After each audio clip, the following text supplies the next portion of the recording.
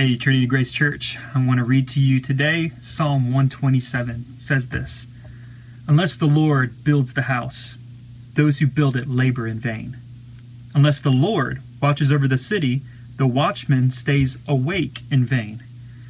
It is in vain that you rise up early and go late to rest, eating the bread of anxious toil, for he gives to his beloved sleep. Behold, children are a heritage from the Lord, the fruit of the womb a reward.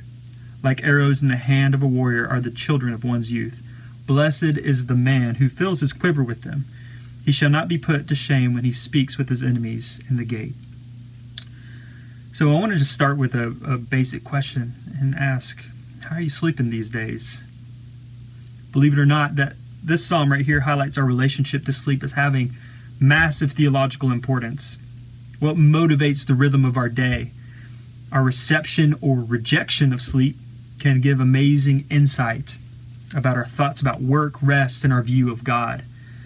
In our culture, it's usually pretty easy for us to recognize the travesty of laziness. This is the one who is the lover of sleep. He makes no plans, puts forth no effort, and unsurprisingly ends up with no food.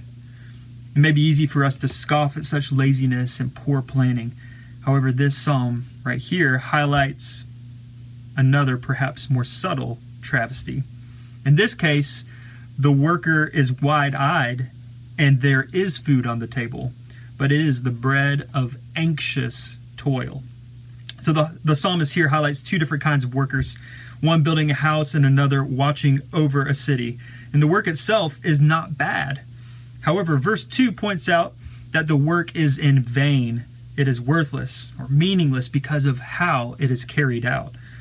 The building and watching are done out of anxiety. Rising up early in the morning and working late, they feel the weight of the world and they constantly fret. They approach the work as if God is irrelevant and unnecessary. Their frenzied building and watching apart from the Lord is ultimately a picture of restless self-reliance, and it is all meaningless. And I just look at this and I imagine a fish out of water just flopping around on the ground. All of this incessant activity and energy it expends while on the ground will ultimately be exhausted apart from relationship with the water. And its angst-driven effort will be in vain. But on the flip side of that, a fish that is immersed in the water is animated, it's enlivened, and it is sustained. There's propulsion in the fish's dependence on the water. Likewise, the psalmist highlights here what an appropriate relationship with the Lord looks like. If we were to put verse 1 positively, it would say something like this: when the Lord builds the house, those who build it labor meaningfully. The psalmist wants us to have an appropriate, God-drenched view of the world. Our work done in dependence on the Lord is not in vain, it is meaningful. And the scriptures are replete with this God-empowered work. For example, Paul says in Colossians 1:29, "For this I toil, struggling with all of his energy that he powerfully works within me." There it is. So not only are we able to work meaningfully in reliance on the Lord, but we also showcase his power and trustworthiness when we rest in the Lord. The linchpin of this psalm comes at the end of verse 2. In contrast to the restless, self-reliant worker, God gives to his beloved sleep.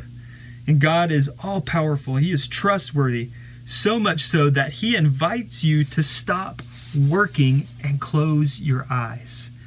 Receiving the gift of sleep is a physical demonstration of resigning that we are not God and God is God. So Paul clarifies in 1 Corinthians 3 saying, "I planted, Apollos watered, but God gave the growth." So neither he who plants nor he who waters is anything, but only God who gives the growth. So after a day of empowered work in the Lord, embracing a night of peaceful sleep declares to a watching world that we can entrust all of our efforts to the ultimate builder and watcher. So the psalm is not so much about architects and security guards with insomnia as it is about depending on God in our going and in our stopping. So perhaps you find yourself in a season where you're not sleeping so great. Anxieties permeate your present. You feel restless and pressured to make things work out. So if that's you, I invite you to receive the gift of sleep from the God of the universe. He will not leave you nor forsake you, and he's demonstrated his love for you through the cross of Christ. Jesus himself is inviting you, saying, "Come to me, all who labor and are heavy laden, and I will give you rest." So, Trinity Grace, work hard in the Lord and rest well as he works on your behalf.